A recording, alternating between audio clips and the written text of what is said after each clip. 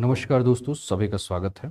और हम लोग आज इंडियन सोसाइटी के सेशन में जो हम लोग की चर्चा होगी वो चर्चा होगी इंडियन सोसाइटी में। आज जो हम लोग का टॉपिक है वो है ट्राइब्स।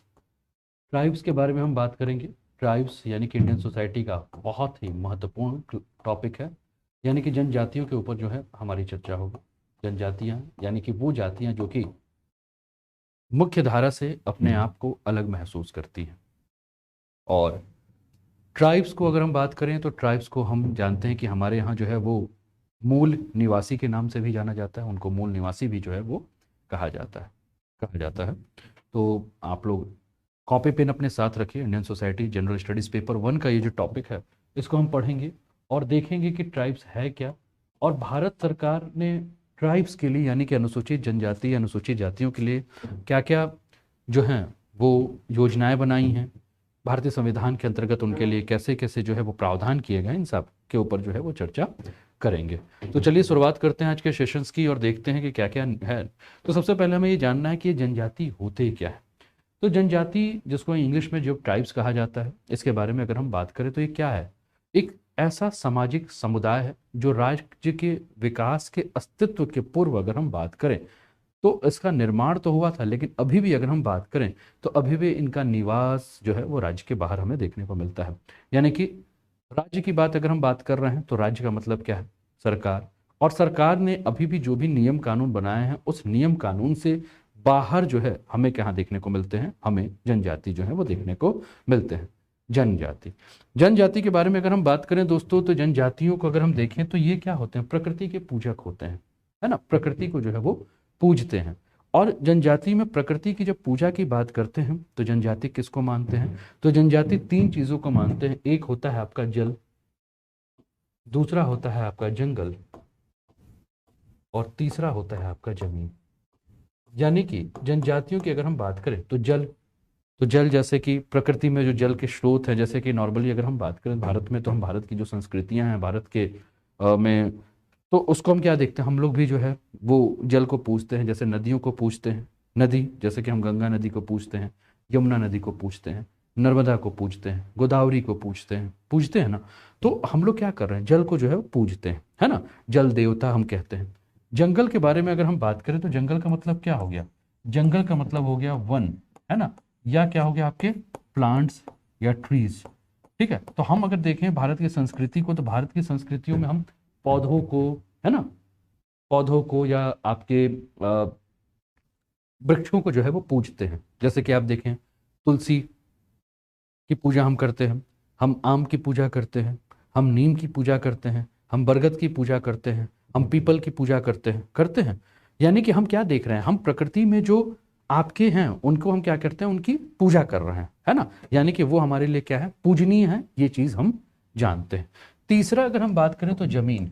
जमीन जैसा कि नॉर्मली आप जानते हैं कि हम क्या कहते हैं, धरती हमारी माता है। कोई भी नया अगर हम कोई काम की शुरुआत करते हैं तो उस काम की शुरुआत हम कहाँ से करते हैं, भूमि पूजन से करते हैं। और जब तक भूमि का पूजन नहीं होगा तब तक हम किसी कार्य की शुरुआत नहीं करते हैं। यानी कि कहने का मेरा अर्थ ये है, कहने का तात्पर्य ये है कि हम भारत के जो लोग हैं, भारत की जो संस्कृति है वो संस्कृति कैसी है, भारत की संस्कृति जो है वो प्रकृति पूजक संस्कृति है ना। नेचर को हम क्या मानते हैं, nature is the form of God, है ना। नेचर को हम, प्रकृति को क्या मानते हैं, प्रकृति जो है वो ईश्वर का स्वरूप है, और यही जनजाति मानते हैं। तो जिनको हमने जनजाति कहा, और हम भारत के अभी के जो निवासी हैं उनकी अगर हम बात करें, हम अपनी भी बात करें, तो हम भी कहीं ना कहीं हमारे अंदर जो संस्कृतियां हैं वो संस्कृतियां क्या है, अभी भी प्रकृति को पूजा करने वाली हमारी संस्कृति है ना। प्रकृति को पूजा करने वाली हमारी संस्कृति है। अब इस पे जब हम बात कर रहे हैं इनकी परिभाषाओं में, तो हम क्या देखते हैं, जनजाति जिन्हें अंग्रेजी में ट्राइब्स कहा जाता है, वह सामाजिक समुदाय है जो राज्य के विकास के पूर्व अस्तित्व में था या अब भी राज्य के बाहर है। जनजाति वास्तव में भारत के आदिवासियों के लिए इस्तेमाल होने वाला एक वैधानिक क्या है, पद है। यानी कि जनजाति किसे कहा जा रहा है, जनजाति उन्हें कहा जा रहा है जो भारत के आदिवासी हैं। आदिवासी यानी कि शेड्यूल्ड ट्राइब्स कहिए, अनुसूचित जनजाति वो हो जाते हैं, लेकिन ट्राइब्स अगर हम बात कर रहे हैं तो वो जो आदिवासी, आदिवासी यानी कि मूल निवासी, आदिवासी यानी कि अभी भी जो है मुख्य धारा से कटे हुए हैं। आप लोग भी कमेंट करके बताते चलिए कि आपके आसपास क्या कोई ऐसी आदिवासी जनजाति हैं क्या आज हाल फिलहाल में किसी भी जनजाति को आदिवासी का तमगा लगा है या आदिवासी का जो है उसे मान्यता मिला है, तो उनके बारे में जो है वो बताते चलिए। ठीक है ना, अपने कमेंट जो है वो करते रहिए। आयुष, मुकुल, है ना, आप लोग अपने प्रश्न जो है पूछते रहिए। प्रश्नों को पूछने में किसी भी प्रकार का कोई भी कोताही मत बरतिएगा, अपने प्रश्नों को जो है वो पूछते रहिएगा, है ना। तो हम लोग इसके ऊपर जो है वो चर्चा कर रहे हैं, इसको हम लोग जो है वो समझ रहे हैं, समझने का पूरा जो है वो प्रयास जो है वो कर रहे हैं, है ना। कोई दिक्कत? ठीक है ना, कोई दिक्कत तो नहीं, है ना। तो प्रश्नों को हम लोग पूछ रहे हैं, प्रश्नों को हम लोग इसको समझ रहे हैं। कुछ डाउट होगा तो आप लोग कमेंट भी करते रहिएगा, मैं आपके कमेंट्स को जो है वो देख रहा हूँ।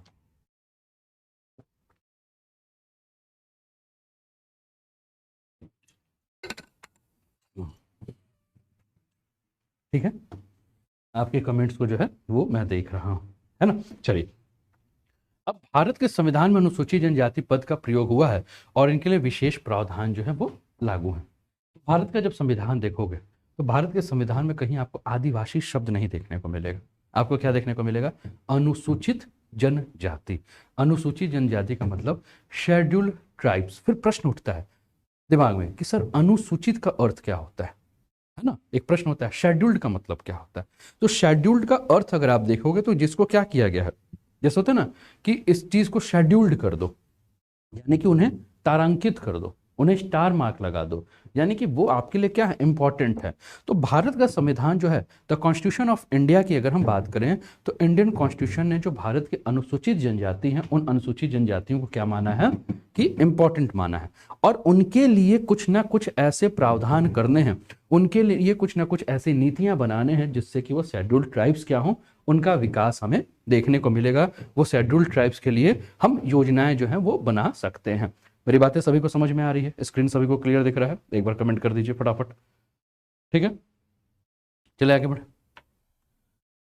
भारत के विभिन्न क्षेत्रों में ऐसे मानव समूह निवास करते हैं जो आज भी सभ्यता तथा संस्कृति से अपरिचित हैं, जो सभ्य समाज से दूर जंगल, पहाड़ों अथवा पठारी क्षेत्रों में निवास करते हैं।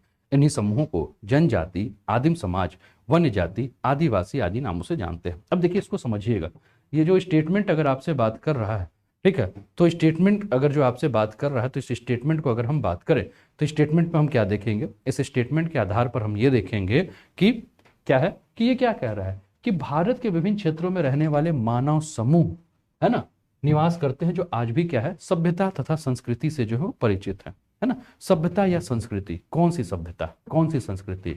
वह सभ्यता जो आधुनिक है, जिसको आप कह रहे हैं, वह सभ्यता, जिस सभ्यता का हम क्या देख रहे हैं कि आधुनिक, यानी कि पश्चिम देश की सभ्यता के साथ हमारा जो सभ्यता बन रहा है, यानी दोनों देशों के सभ्यता के बारे में जो है वो अपरिचित है।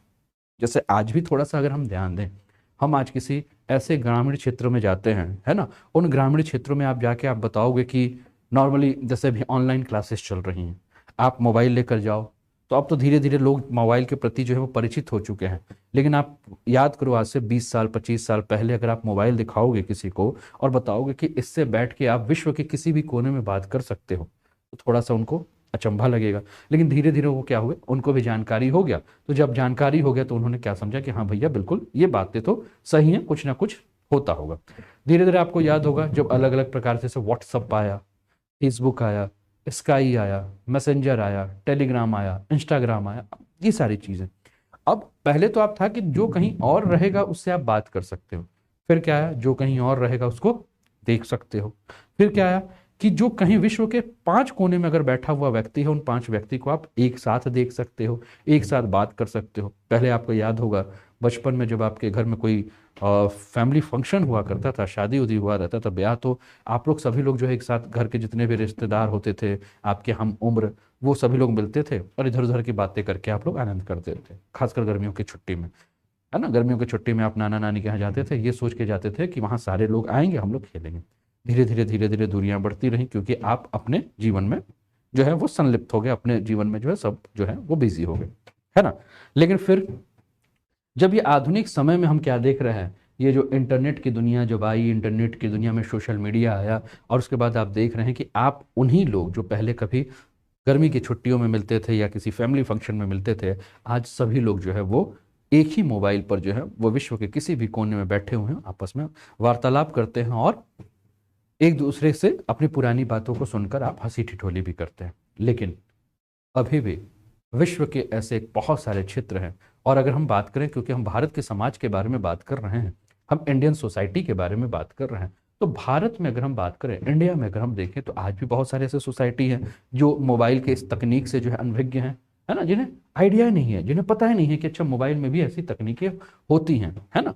अच्छा, धीरे धीरे हम किस टेक्नोलॉजी की तरफ बढ़ रहे हैं, धीरे धीरे हम बढ़ रहे हैं ऐसी टेक्नोलॉजी जो आर्टिफिशियल इंटेलिजेंस के बारे में बात करती है, एआई के बारे में हम बात कर रहे हैं, कृत्रिम बुद्धिमत्ता के बारे में बात करते हैं। जैसा कि एक समय ऐसा आएगा कृत्रिम बुद्धिमत्ता का कि जो आप सोचोगे वो आपके सामने होगा। जैसे कि अभी आपको मन कर रहा हो कि मैं अपने कुर्सी से उठकर जो है वो किचन में जाऊं और एक कप जो है वो गर्मा गर्म चाय बनाऊं, लेकिन अभी आप सोच रहे हो आने वाला समय एक ऐसा समय होगा आर्टिफिशियल इंटेलिजेंस का, उस समय आप क्या देखोगे कि आपने बस सोचा कि मुझे चाय पीने का मन कर रहा है, और आप 5 मिनट के अंदर देखोगे कि आपके सामने जो है वो चाय पेश हो चुका है।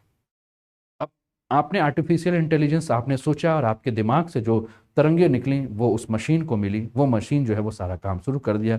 कितना चीनी, कितना चाय पत्ती, कितना अदरक, है ना, जो भी आप चाय बनाने के लिए यूज करते हो, वो सारी चीजें जो है वो मिलने लगी। तो ये सब क्या है, ये आधुनिक तकनीक है। लेकिन इस आधुनिक तकनीक से अभी तक क्या है कि अभी भी भारत में ऐसे बहुत सारे समाज हैं जो कि क्या है, अपरिचित हैं, उन्हें इसके बारे में जानकारी नहीं है। वो समाज कहाँ रहता है, वो समाज शहरों से दूर कहीं जंगलों में रहता है, वो समाज किसी पहाड़ों पर रहता है, वो समाज कुछ ऐसे जगह पर रहता है जहां अभी भी जो है भारत की योजनाएं जो हैं, भारत सरकार की नीतियां जो है वो सही तरीके से इम्प्लीमेंट नहीं हो पा रही हैं, क्रियान्वित नहीं हो पा रही हैं। तो कुल मिलाकर अगर हम बात करें, तो भारत के विभिन्न क्षेत्रों में ऐसे मानव समूह निवास करते हैं जो आज भी सभ्यता एवं संस्कृति से अपरिचित हैं, जो सभ्य समाज से दूर है। सभ्य समाज किसको कहा जा रहा है, सभ्य समाज आधुनिक समाज को कहा जा रहा है। लेकिन मैं इसमें थोड़ा सा जो है वो इसको लेकर जो है वो पूरी तरह से जो है इससे मैं हामी नहीं भर सकता हूं। क्यों? क्योंकि जरूरी नहीं है कि जिसको हम सभ्य समाज कह रहे हैं वही सभ्य समाज है ना। सभ्य समाज की अगर रूपरेखा करें तो आधुनिक समाज में ऐसी बहुत सारी कुरीतियां हैं, आधुनिक समाज में ऐसे बहुत सारी गंदगियां फैल गई हैं जो अभी भी अगर हम आदिवासी परिवार में चलें तो हमें देखने को नहीं मिलता है। तो सभ्य समाज का तमगा लगा देना आधुनिक समाज को कहीं भी जो है वो पूरी तरह से सही नहीं है। आप नहीं कह सकते हैं कि आधुनिक समाज जो है, हम लोग जो है वो सभ्य समाज के वासी हैं। हो सकता है हमसे बहुत सारी ऐसी हमारे अंदर कमियां हो गई हैं, जैसे कि बेटा बेटी में भेद होना, लिंग भेद होना, है ना। इसके अलावा बहुत सारे ऐसी समस्याएं हो गई हैं, बहुत सारे ऐसी चीज़ों को हमने आधुनिकता के नाम पर सीख लिया है और अपने आप को सभ्य का हम तमगा दे रहे हैं। जरूरी नहीं कि जो तमगा हम दे रहे हैं वो सही है। जनजातीय समाज की संस्कृति अन्य समाजों से भिन्न होती है। उनके रीति रिवाज, विश्वास, भाषा, स्थान अलग अलग होते हैं। यदि व्यक्तियों का सामाजिक स्तर समान ना हो तब भी उनमें स्तरीकरण और विलक्षणता दिखाई नहीं पड़ती है। अब आदिवासी समाज में तो देखो, हर आदिवासी समाज का जो है वो अपने अपने रीति रिवाज होते हैं। क्यों? क्योंकि उनकी संस्कृतियों का आदान प्रदान जो है वो हमें नहीं देखने को मिलता है। जब हम आधुनिक समाज में रहते हैं, जब हम इस समाज में रहते हैं, इतिहास में एक प्रश्न जो है वो यूपीएससी ने 2017 में एक प्रश्न पूछा था। प्रश्न जो था वो आर्ट एंड कल्चर में पूछा गया था। प्रश्न क्या पूछा गया था आर्ट एंड कल्चर में, अभी कुछ दिन पहले मुझे कल या परसों एक स्टूडेंट ने जो है वो शो भी किया था। तो आधुनिक एक आर्ट एंड कल्चर का प्रश्न था। प्रश्न ये था कि जो भारत में जगह जगह जो फेस्टिवल्स हो रहे हैं, जो त्यौहार हो रहे हैं, वो त्यौहार कैसे भारत की सभ्यताओं को जो है, या भारत की संस्कृतियों को जो है वो एक छोर से दूसरे छोर तक ले जाने में जो है वो सार्थक हो रहे हैं, और किस प्रकार से भारत में जो है विविधता में एकता के जो परिचायक हैं। तो अब इस चीज को समझिएगा। अब जब भी हम समाज की बात कर रहे हैं, मान लीजिए हम उत्तर भारत के रहने वाले लोग हैं, और उत्तर भारत में जो है एक अपना समाज, एक अपनी भाषा है, एक अपनी संस्कृति है, एक अपना बोलचाल है, एक अपना खान पान है। दक्षिण भारत में हम जा रहे हैं तो अलग है, पहनावा हमारा कुछ अलग है, वहाँ का पहनावा कुछ अलग है। लेकिन जिस प्रकार से हम यहाँ से दक्षिण भारत और दक्षिण भारत के लोग उत्तर भारत की जो यात्रा कर रहे हैं, इसमें केवल क्या होता है, हम अपने सामाजिक जो भी स्वरूप होती है, सामाजिक जो भी पहचान होती है, जो भी हमारे खान पान होते हैं, जो भी हमारे त्यौहार होते हैं, जो भी हमारे रीति रिवाज होते हैं, हम उनका आदान प्रदान करते हैं ना। जैसे कि हम उत्तर भारत में बैठ कर जो है और दक्षिण भारत के जो है व्यंजनों का आनंद लेते हैं। हम इडली खाते हैं, हम डोसा खाते हैं, और दक्षिण भारत के लोग जो बैठ के उत्तर भारत के जो व्यंजन हैं, जैसे बिहार उत्तर प्रदेश के बाटी चोखा का जो है वो आनंद लेते हैं। तो ये क्या हुआ, यह खान पान और संस्कृतियों का तो आदान प्रदान हुआ ना। महाराष्ट्र में शुरू हुआ तिलक जी के द्वारा जो गणेश पूजा है, जो कि स्टार्ट तो महाराष्ट्र में हुआ लेकिन मनाया पूरे देश में जाता है। तो संस्कृति, अब इन्हीं संस्कृतियों का आदान प्रदान हम क्या देख रहे हैं, हमें देश के अन्य क्षेत्रों में जो देखने को मिल रहा है। लेकिन अगर यही आदिवासी समाज की कुछ संस्कृतियां हैं, आदिवासी समाज के कोई त्यौहार है, आदिवासी समाज के और भी जो चीजें हैं, उनका आदान प्रदान हमें देश के अन्य कोनों में नहीं देखने को मिलता है। आप ये नहीं जानते हैं कि झारखंड में या छत्तीसगढ़ में या उत्तराखंड में या और भी अगर आदिवासी क्षेत्र हैं, वहाँ कौन से भोजन जो बनाए जाते हैं। जैसे बहुत सारे आदिवासी समाजों में आप देखोगे कि बांस के जो है से जो है वो अलग अलग प्रकार के अचार बनाए जाते हैं, सब्जियां बनाई जाती हैं, है ना। बहुत सारे ऐसे व्यंजन होते हैं जिनके बारे में हमें जानकारी ही नहीं। क्यों? क्योंकि वो वहां के जो चीजें हैं वो हमारे पास आ ही नहीं और हमारी चीजें वहां तक पहुंची नहीं, है ना। तो ये सारी जो समस्या हमें देखने को मिलती है, तो इससे क्या समझ में आता है कि हमने ना उनकी संस्कृतियों को लिया, उन्होंने ना हमारी संस्कृति को लिया, और अभी क्या है, उनके सारे रीति रिवाज, विश्वास, भाषा, स्थान सभी कुछ अलग है। यदि व्यक्तियों का सामाजिक स्तर समान ना हो तो भी अच्छा, वहां हम क्या देखते हैं। अब आप अपने आधुनिक समाज को देखिए, आप अगर बहुत पढ़े लिखे हैं तो आपका सोसाइटी में स्टेटस कुछ और होगा, आप पैसे वाले हैं तो एक स्टेटस और होगा, आप जमींदार हो तो आपका स्टेटस एक अलग होगा। लेकिन यही अगर आप आदिवासी समाज में जाएंगे तो आदिवासी समाज में जो है वो काफ़ी ज़्यादा जो है वो आपको क्या देखने को मिलेगी, आदिवासी समाज में बहुत ज़्यादा विलग्नता देखने को मिलेगी, बहुत ज़्यादा आपको अंतर देखने को मिलेगा। लेकिन वो अंतर जो है वो आपको समझ ही में नहीं आएगा, वो अंतर आपको दिखाई नहीं देगा। फटाफट एक बार कमेंट कीजिए, बात सभी को समझ में आ रही है, एक बार क्लियर कमेंट कीजिए, है ना, कि आपको हर चीज जो है वो क्लियर है, बताइएगा। ठीक है, नीतीश, मुकुल, आयुष, ठीक है, सब कुछ क्लियर है ना।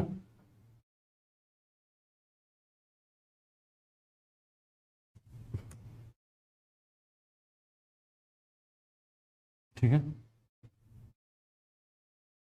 क्लियर है एकदम से, आगे बढ़ा जाए। ठीक है, आगे बढ़ा जाए, है ना। चलिए आगे बढ़ते हैं। अब जनजातियों के बारे में कुछ विशेषता है, किसे हम जनजाति कहते हैं। सबसे पहले प्रश्न तो ये आएगा, तो प्रत्येक जनजाति का एक नाम होता है, सभी जनजाति समूह के अलग अलग नाम होते हैं जिसके द्वारा उसे पहचाना जाता है। हर जनजाति, जैसे गोंड हो गए, भील हो गए, जारवा हो गए, ये सब क्या है, अलग अलग जनजातियां हैं। तो गोंड जनजाति हो, भील जनजाति हो, जारवा जनजाति या कोई भी जनजाति, सबके अपने अपने नाम हैं। आप जब गोंड जनजाति बोलेंगे तो भारत के किस क्षेत्र में गोंड जनजाति रहती है आपके दिमाग में तुरंत चला जाएगा। जब भील कहेंगे तो आपके दिमाग में तुरंत चला जाएगा, चल जाएगा ना। ठीक है, तो जनजातियों के नाम से आप क्षेत्र को पहचान लोगे कि अच्छा ये जनजाति है, तो ये जनजाति है तो क्या है, ये अगर जनजाति है तो इस क्षेत्र में रहने वाली जो है वो जनजाति हमें देखने को जो है वो मिलेगी। समझ रहे हैं? ठीक है, ठीक है, क्लियर है मेरी बात, बातें समझ में आ रही है। ठीक है, अगला, सामान्य भूभाग। जनजातियों का संबंध निश्चित भूभाग से होता है। निश्चित भूभाग में निवास करने से उनमें सामुदायिक भावना का विकास होता है। अब देखिए फिर से वही बात है, अगर मैंने कहा कि कोई जनजाति, तो मैंने कहा कि अगर किसी जनजाति का हम नाम लेते हैं तो हमें हमारे दिमाग में क्या है, एक इमेज बन जाएगा कि ये जनजाति जो है वो इस क्षेत्र में निवास करती है ना। अब ये जनजाति अगर उस क्षेत्र में निवास करती है तो वो क्षेत्र कैसा है, वहाँ की स्थलाकृतियाँ कैसी हैं, वहाँ की बोलचाल कैसी है, वहाँ भोजन कैसा किया जाता है, तुरंत हमारे दिमाग में बन जाएगा। ठीक है, तो जनजातियों के बारे में अगर हम बात कर रहे हैं तो सामान्य भूभाग। आगे बढ़ते हैं, सामान्य भाषा। अब किसी भी जनजाति को अगर आप ले रहे हैं तो उनकी एक अपनी सामान्य भाषा होती है ना। जैसे हम बोलेंगे कि संथाल परगना का रहने वाला है तो भाषा संथाली, और जैसे मैंने कहा संथाल, वैसे आपके दिमाग में क्या चला गया, कौन सा क्षेत्र, झारखंड का क्षेत्र आपके दिमाग में हो गया ना कि संथाल वाला क्षेत्र है। ठीक है, तो इस प्रकार से अगर मैं बोल रहा हूं मुंडा जनजाति तो तुरंत आपके दिमाग में बिरसा मुंडा आ गए ना।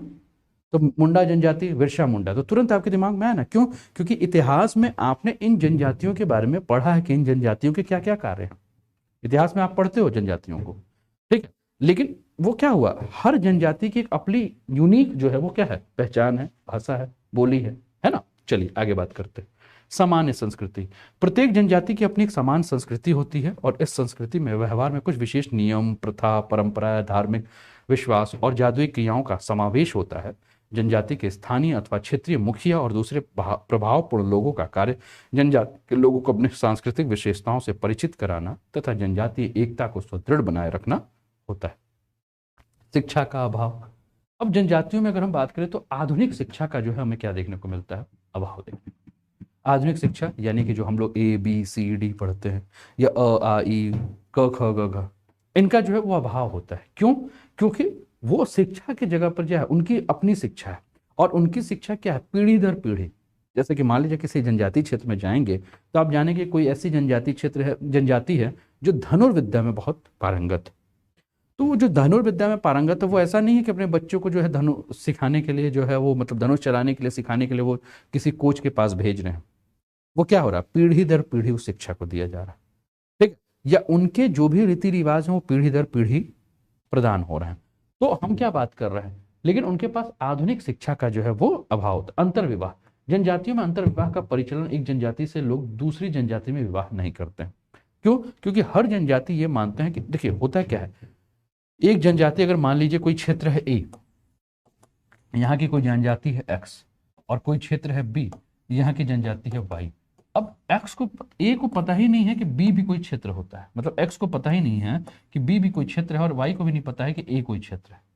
जब नहीं पता है तो क्या करेंगे, वो इसी क्षेत्र के अंदर ही जो है वो अपने क्या करेंगे, शादी करेंगे, विवाह करेंगे, ठीक है? तो ये हम क्या देखते हैं जनजातियों में जो है, एक जनजाति से दूसरी जनजाति, क्योंकि क्या होगा, जैसे कि नॉर्मल, अब छोड़िए ना ये जनजाति को मत ध्यान दीजिए, आप दूसरी क्या देखेंगे, आप देखेंगे उत्तर प्रदेश का कोई रहने वाला जो है वो पंजाब में जल्दी शादी नहीं करेगा, बंगाल में जल्दी शादी नहीं करेगा, महाराष्ट्र में जल्दी शादी नहीं करेगा, तमिलनाडु में जल्दी शादी नहीं करेगा। क्यों? बोलेगा यार इन लोगों का ना रहना खाना पीना हमसे मेल नहीं खाता है। वो क्या कहेंगे, उनका यूपी वाले बिहार वाले का जो है हमसे मेल नहीं खाता है ना? आप बंगाल शादी, आप मान लो कि बिहार के रहने वाले हो या पूर्वांचल के रहने वाले हो, और आपसे कहा जाए कि आप चले जाओ पंजाब शादी कर लो, हरियाणा, आपको जब तक चावल दाल नहीं मिलेगा आपका पेट नहीं भरेगा। और उनको चावल दाल से मतलब नहीं है, वो तो हर बात पे ही कहेंगे रोटी खा लेते हैं जी, वो रोटी पसंद करते हैं। तो चेंज हो गया ना, ठीक है? आप बंगाल शादी करते हो, मान लीजिए जस्ट एग्जाम्पल हम ले लेते हैं, ब्राह्मण जाति के हो, है ना? आप ब्राह्मण हो, उत्तर प्रदेश के क्षेत्र के हो, ब्राह्मण हो, और आप नॉनवेज नहीं खाते हो, कुछ नहीं, नॉनवेज वॉनवेज नहीं खाते, सुनते ही कहते हैं नॉनवेज नहीं। आप उत्तरी बिहार में अगर आपकी शादी हो गई, और जब तक मछली नहीं जाएगा तब तक पूजा पूरा नहीं कहलाएगा, शादी तक में मछली खिलाई जाती। बंगाल में शादी होगा वहां तक मछली खिलाई जाती है, और आप अपने यहाँ, तो कहोगे ना यार वो तो कैसे ब्राह्मण है, बंगाली ब्राह्मण कैसे ब्राह्मण है, ये झांझी लोग कैसे ब्राह्मण है, वो तो बंगाल खा रहे हैं यार मछली, और हमारे यहाँ तो मछली नहीं चलता है, हम तो नॉन वेज मानते हैं, लेकिन वो तो वेज मान, और उसको वेज नहीं मतलब उसको पवित्र मानते हैं, ठीक? तो हो गया ना, सांस्कृतिक परिवर्तन हुआ। तो कहाँ से होगा मेल मिलाप, है ना? नहीं हो पाएगा। आगे बात करते हैं, आत्मनिर्भरता। जनजातीय समूह में आत्मनिर्भरता पाई जाती है। भौतिकता के दौर में जीवन की आवश्यकताओं को पूरा करने में जनजातीय समूह स्वयं सक्षम होते हैं, ठीक है? विस्तृत आकार, एक जनजाति कई परिवारों का जो है वो क्या करती है, संकलन है। इसमें वंश, समूह, गोत्र और गोत्र के संयुक्त रूप से भाती दल होते हैं, और इस जनजातीय संगठन एक विस्तृत आकार लेते हैं, ठीक है? एक जनजाति में जो वो कई जो है विस्तृत आकार देखने को मिलता है। सामान्य निषेध क्या होती है, जनजातीय जीवन में रहन सहन के तरीके तरीकों, विश्वास तरीकों, संबंध निर्वाह के तरीकों में कुछ निश्चित निषेधों का पालन किया जाता है। निषेधाज्ञा का पालन जनजातीय संस्कृति का महत्वपूर्ण विशेषता है। जैसे होता है नियम कानून, आपको ये नहीं करना, आपको वो नहीं करना। तो हर जनजाति में अगर हम बात करें तो एक नियम कानून हमें क्या है देखने को मिलता है कि इस नियम कानून के हिसाब से ही आपको चलना है। इस नियम कानून को अगर आप तोड़ते हैं तो सही नहीं है ना? जनजातीय परिवारों का समूह, एक जनजाति में समान लक्षण वाले परिवार का समूह होता है। दरअसल कुछ परिवारों से मिलकर एक नातेदारी समूह का निर्माण होता है, और इसी तरह नातेदारी समूहों के अंतः संबंधों के आधार पर जनजातीय समूह जो, ठीक है, तो जनजातीय परिवार होता है। और देखिए होता क्या, अंतर विवाह हुआ, तो जब अंतर विवाह होगा तो मान लीजिए कि एक के घर, मान लीजिए कोई लड़की है जनजाति जिसका नाम है गुड़िया, दूसरे का नाम है श्याम, ठीक है? अब ये एक ही, पता चला गुड़िया और श्याम के घर की दूरी जो है वो 200 मीटर की है। बचपन दोनों जो है साथ साथ खोले थे, अब दोनों के बच्चे साथ एक ही घर के अंदर खेल रहे हैं, है ना? तो हम क्या देख रहे हैं कि एक ही अंतरजातीय विवाह हुआ है। तो क्या हो रहा है, तो इन लोग में क्या है कि लक्षण क्या होगा, समान होगा। क्यों? क्योंकि आसपास रह रहे हैं, तो उनकी संस्कृति, उनका सब कुछ जो है वो आपको समान देखने को मिलेगा। स्वतंत्र राजनीतिक संगठन, जनजाति की एक महत्वपूर्ण विशेषता इसके द्वारा एक स्वतंत्र राजनीतिक इकाई के रूप में काम करना है। प्रत्येक जनजाति में मुखिया और वयोवृद्ध लोगों की पंचायत द्वारा व्यवहार के नियम निर्धारित करके व्यक्तियों के आचरण पर नियंत्रण रखा जाता है। इन नियमों का प्रभाव सरकार के कानूनों की तरह होता है। व्यक्ति को मिलने वाले दंड अथवा पुरस्कार का निर्धारण भी जनजाति के वृद्धजन परिषद के द्वारा जो है वो किया जाता है। तो अब इसमें क्या होता है, जनजाति में जो बुजुर्ग होंगे वो बुजुर्ग क्या करेंगे, वो राजनीतिक रूप से हेड होंगे, वही निर्णय लेंगे कि भैया कोई गलती किया है तो उस गलती की सजा भाई कुछ ना कुछ तो होगी, क्या होगी वो वही निर्धारित करेंगे। बात समझ में आई? ठीक है, तो ये जनजातियों के बारे में हम लोगों ने कुछ चीज़ों को देखा है ना। अब थोड़ा सा नेक्स्ट सेशन में जो है हम लोग इसके आगे की जो चीज़ें हैं उस पर चर्चा करेंगे। ठीक है, कैसा लगा सेशन जरूर बताइए, कमेंट जो है वो जरूर कीजिए। अगले सेशन में जो है हम लोग इसके आगे की जो है वो बातें करेंगे। इसके अलावा अगर हम बात करें दोस्तों, तो अगर आप बीपीएससी की तैयारी कर रहे हैं, बिहार पब्लिक सर्विस कमीशन, तो इस समय 20% ऑफ का जो है वो ऑफर चल रहा है। अनूप 10 कोड के माध्यम से अगर आप कहीं भी अनअकैडमी के किसी भी कोर्स में सब्सक्रिप्शन लेते हैं 10 से 15 फरवरी के बीच में, तो आपको जो है वो ऑफ मिले। काफ़ी सारे बेनिफिट्स हैं, है ना, जैसे ये आपको देखने को मिल रहा है। और ध्यान रखिएगा कि आप अपने मित्रों को भी जो है बता सकते हैं कोड क्या यूज करना है। कोड है ANUP। और अनअकैडमी के किसी भी कोर्स में आप राजस्थान से हो, बिहार से हो, MP से हो, उत्तर प्रदेश से हो, कहीं से भी हो, अगर आप अनूप 10 कोड का यूज करते हो तो आपके फी में आपको अभी 20% जो है वो ऑफ मिलेगा। नए मोबाइल नंबर, नए ईमेल आईडी का ही प्रयोग कीजिएगा अगर आप रिन्यू कर रहे हैं। इसके अलावा अचूक UPPCS प्रीलिम्स को ध्यान में रखते हुए क्रैश कोर्स स्टार्ट हुआ है दोस्तों GS का, जो मात्र 2799 में है। इसके लिए भी आप अनूप 10 कोड का यूज करके जो है वो सब्सक्रिप्शन लेकर अपनी क्लासेस जो है वो कर सकते हो। ये चीज़ को आप बड़ा ही ध्यान रखिएगा। ठीक है, इसके अलावा अनअकैडमी की पहले लर्नर्स के लिए, ठीक है, तो ये सारी चीज़ें इसका आप लाभ उठाइए।